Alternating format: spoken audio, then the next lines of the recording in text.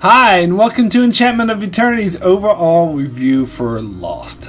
This video is the final installment in a series of videos where I review each season of Lost. I've already done videos for each season of Lost. This video is for how I view the series as a whole.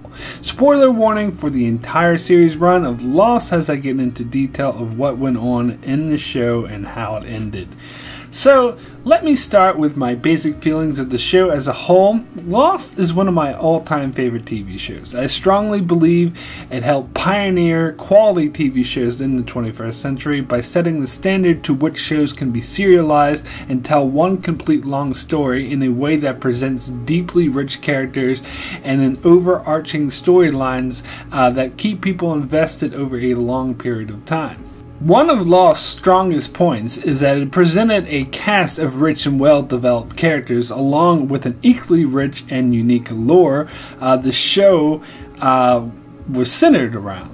One of the things Lost did best was to create mysteries that intrigued viewers and kept them engaged. These mysteries weren't just centered around the fantastical island on which the show was set, but also on the characters themselves, as the show employed a non-linear structure in which certain background information was withheld from audiences and later revealed to give audiences a whole new perspective on what was taking place in the story and in the characters themselves.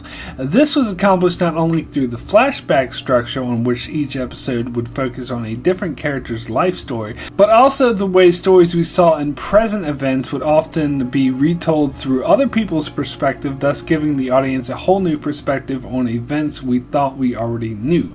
This nonlinear method of storytelling is one in which, in my humble opinion, no other TV show has come close to pulling off as well as Lost did, and it's one of its greatest strengths.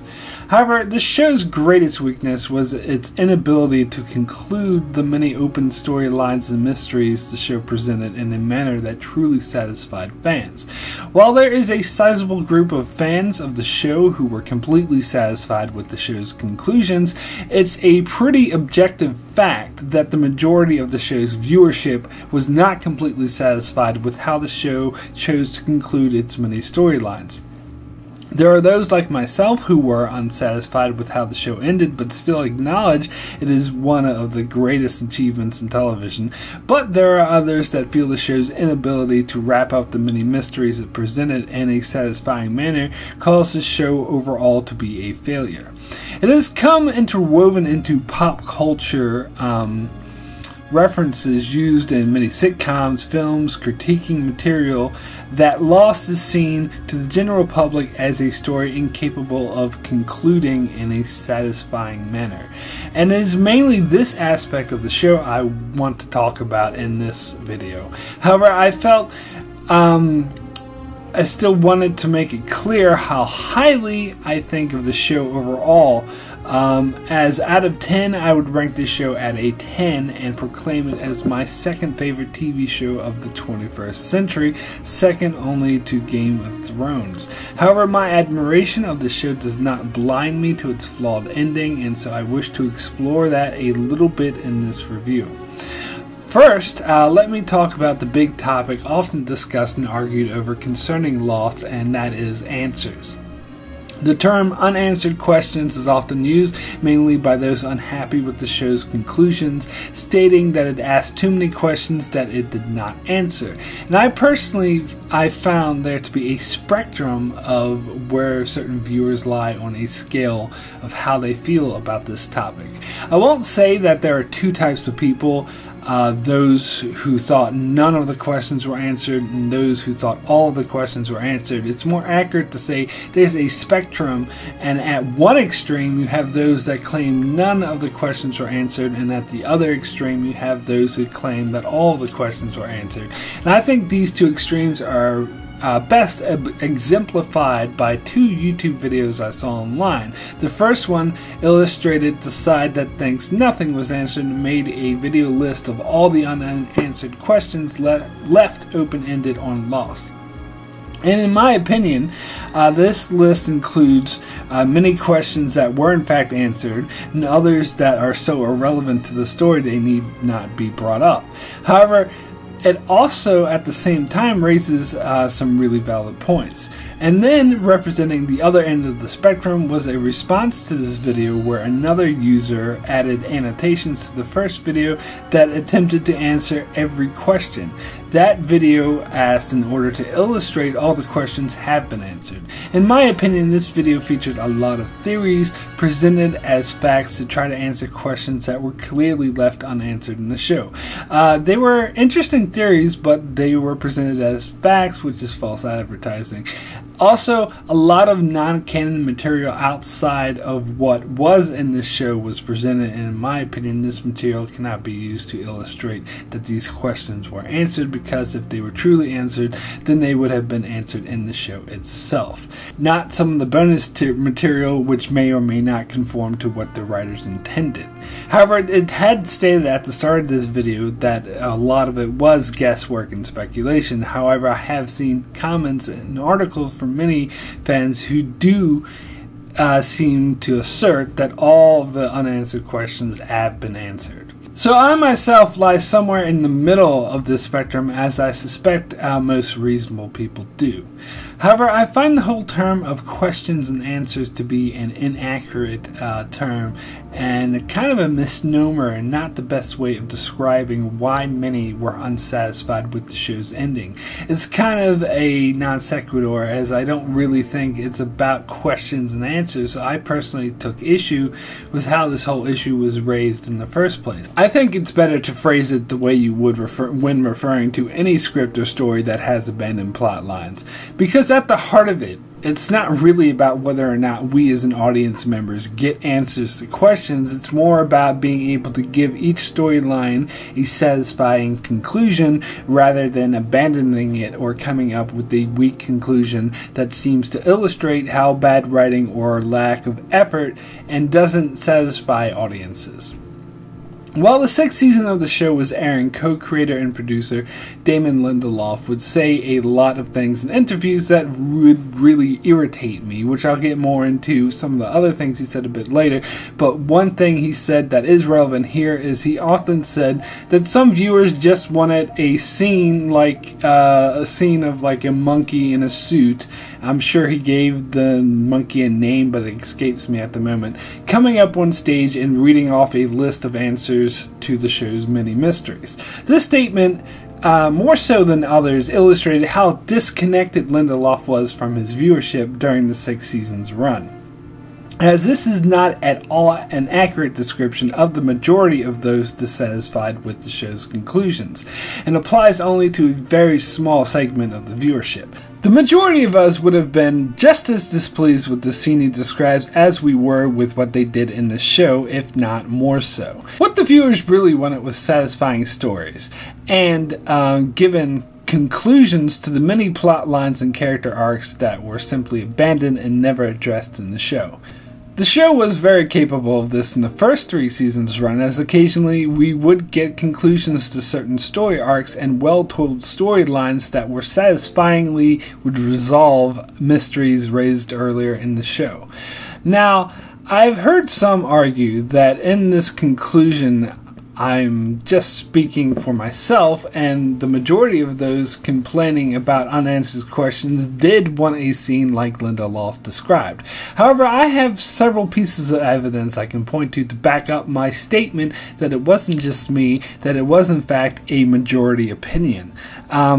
That is, there are several examples where the audience are spoon-fed answers, and every time this occurs, the audience rejects these scenes as unsatisfying. One such example is in the 6th season, when we are given the answer to what the whispers are, and we're given the answer by Hurley just saying, "Oh wait, I think I know what these are," and then he just goes out and right out explains what they are. Fans were highly critical of that scene and overall dismissed it as too obvious. But the better example is the New Man in Charge short featured on the Season 6 DVD, which is a 10-minute epilogue to the show featuring Ben, Hurley, and Walt. This featurette attempts to answer many of the looming questions. Most are done through a Dharma Initiative video, and the rest is done through a very rushed and ultimately uninteresting storyline. The New Man in Charge is one of the lowest rated episodes of Lost on IMDb's website, pulling in an average rating of 8.2, where almost the average episode would pull in a rating around 9. This episode was not looking very kindly on by audiences, and it spoon-fed audiences the much desired answers, thus proving Linda Loft's theory incorrect. I maintain that it's not about having questions answered. It's about getting a good, satisfying conclusion to plot lines the show brought up. For the first 2 seasons, the show was really good at this, but it started to slip in its 3rd season, but it got much worse in its final 3 seasons as it started to completely abandon older storylines that were never resolved in order to focus on newer ones.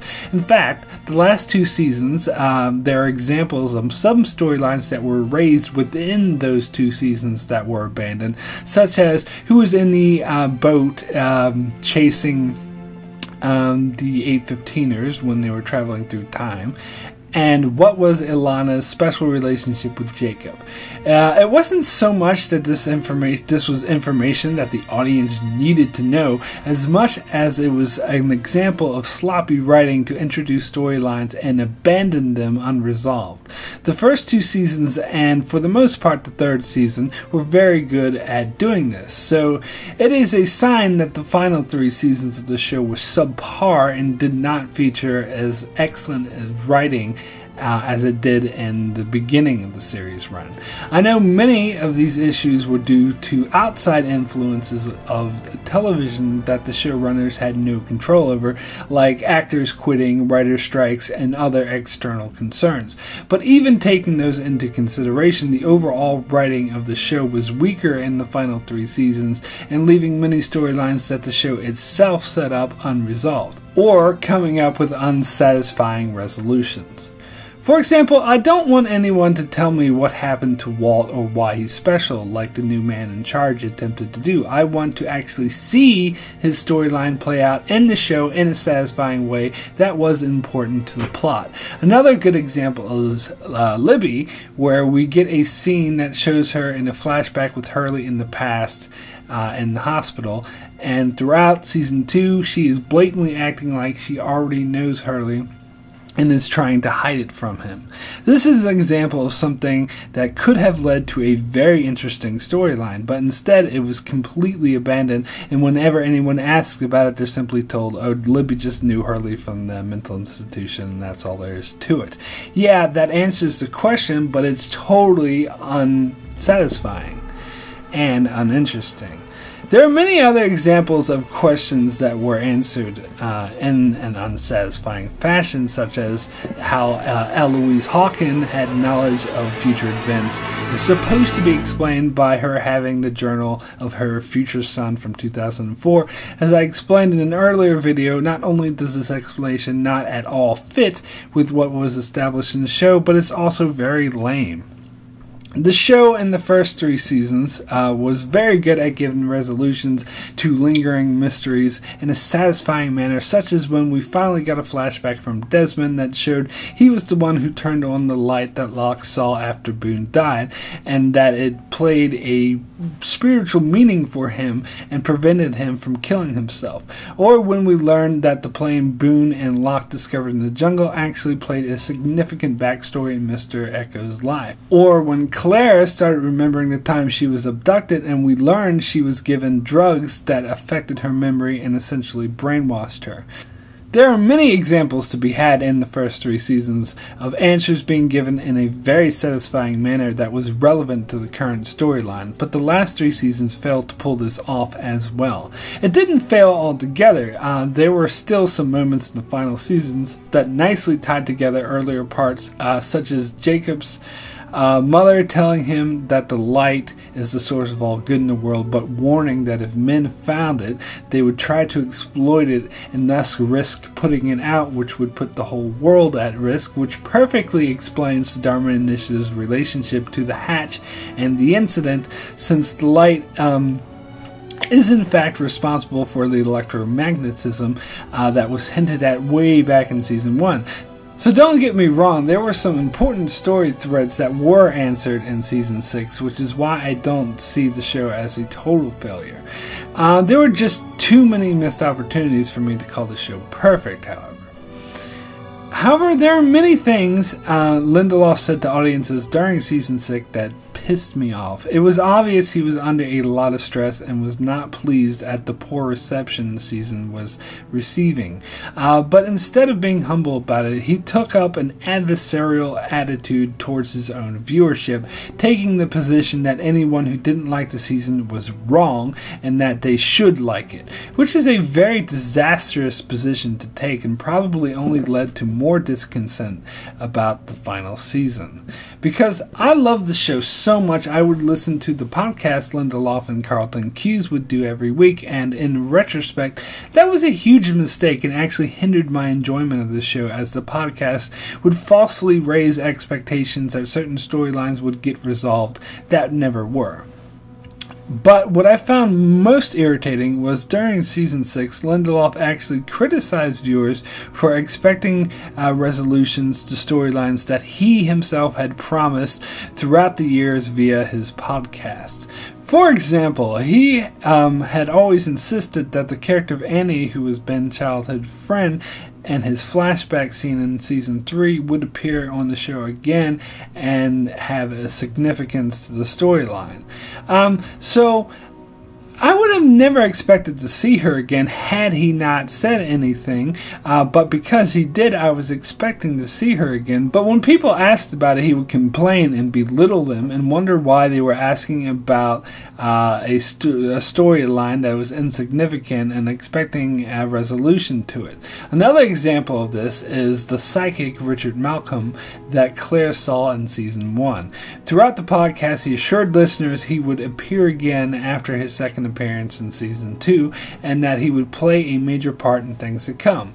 There's even a DVD extra that shows that his character was being talked about in the writing room and being considered to appear in the season 3 episode The Brig. However, when people asked about it in season 6, he would get upset and say that his character story was already resolved in season 2 when he was revealed to be a fraud, completely ignoring the fact that the only reason we thought the storyline wasn't resolved was because he personally told us it wasn't resolved. There aren't the only 2 examples of this, there are many more to be had.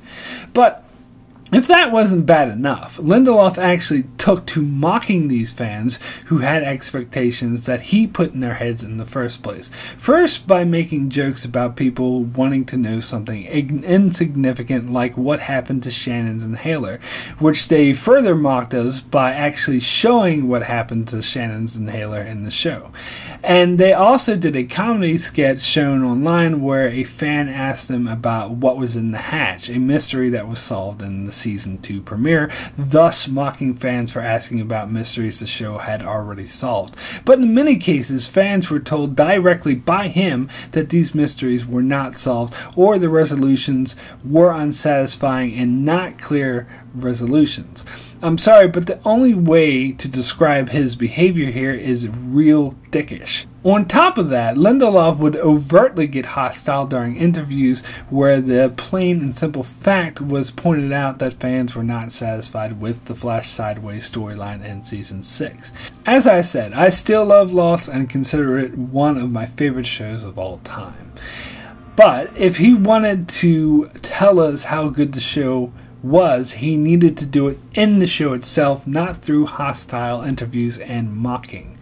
It serves no purpose to get upset at one's audience because they fail to understand something that he failed to explain properly. However, let me close this video on a more positive note as I rate the 6 seasons of Lost from my least favorite to my favorite. Coming in at number 6, and thus my least favorite season, is season 6. The rating I gave for this out of 10 is a 4 poor. Season 6 was to me by far the weakest that went off on this ridiculous tangent about the Flash Sideways and giving us unsatisfying ends to many intriguing characters. But it also had some stunning revelations on Jacob and the nature of the island, as well as some great character endings.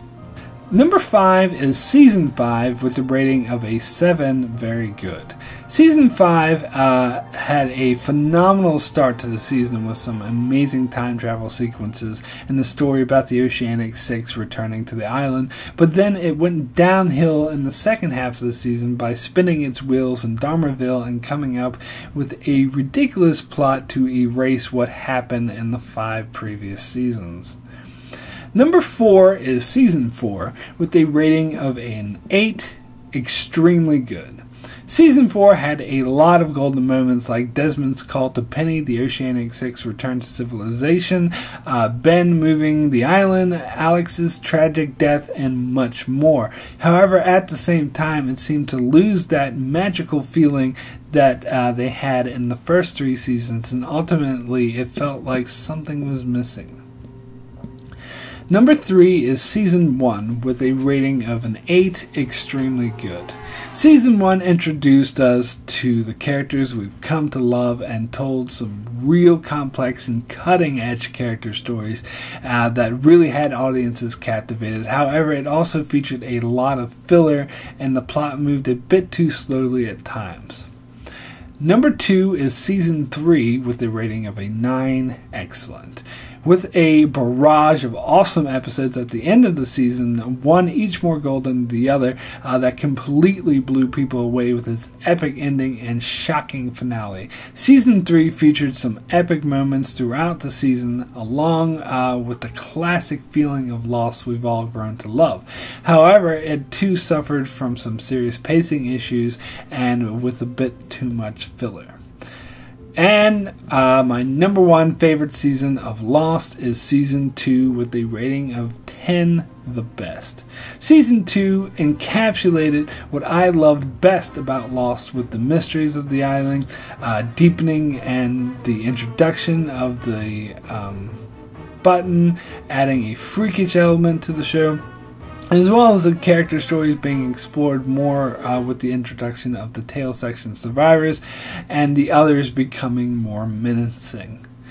In fact, Season 2 to me had the perfect blend of character story and mythology and was Lost at its best. During Season 6, the producers stated that they wanted to recapture the magic of Season 1, which was more of a character story, which I think is a mistake, as they should have been trying to recapture the magic of Season 2 because that's when the show really found its footing.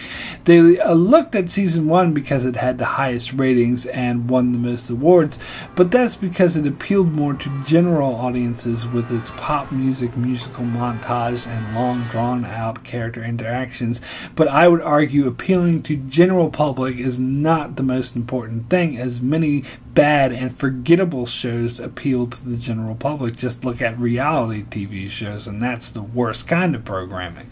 Instead, they should have been looking at Season 2, even though it had lost some of its audience.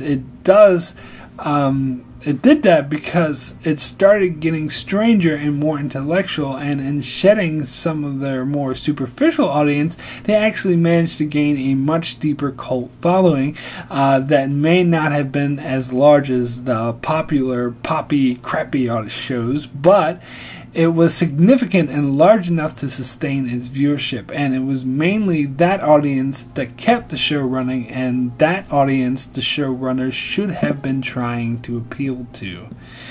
When I attended university and did a media studies course, sometimes I would choose Lost as a subject of an essay or a material I had to write, so I had to find some peer-reviewed academic papers on Lost, and there were a few. Most were printed around the time of Season 2, and most praised the show for being a truly unique and original and intellectual show. And I think you can tell it wasn't because it was a great character story, but because it had a unique mythology that challenged audience members intellectually combined with a great character story, and that's what really made this show unique.